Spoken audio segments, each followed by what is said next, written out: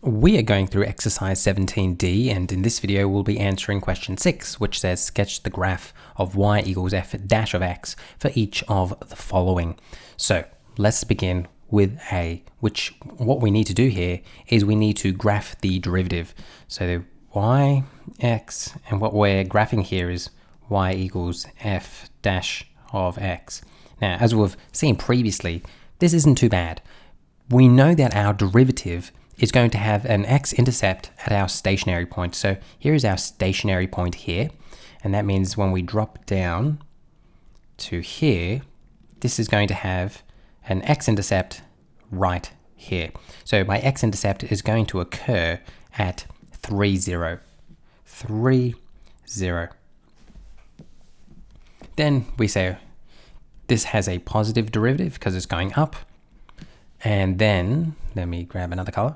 This is going to have a negative one going down. So now if I was to draw this, it's going to look something like this. Something like that. Let me bulk up that line a bit. So this line is this, just like that. And whoops.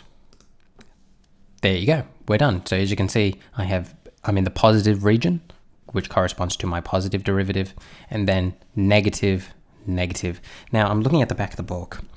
The back of the book does not have the y-intercept.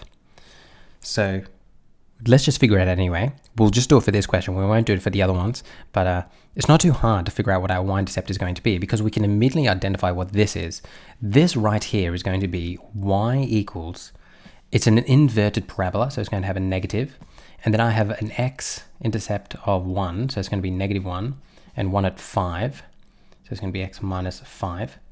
Then I would expand this out, so it's going to be x squared minus 5x minus x plus 5, which is going to be equal to minus x squared. Actually, let me just keep that for a while. Let me not make any mistakes here. X squared minus 6x plus 5. This is going to be negative x squared plus 6x minus 5. Okay, now I can figure out what dy dx is going to be. It is going to be negative 2x plus 6, just by looking at that. So that means this is going to be my y-intercept. So my y-intercept here is going to be 0, 6. Now, I don't think you needed to do that, but just good to know that you can do it. You know, sometimes it's just good to know that you can do something. So hopefully that all made sense, and you can see that graphing derivatives really isn't that scary at all.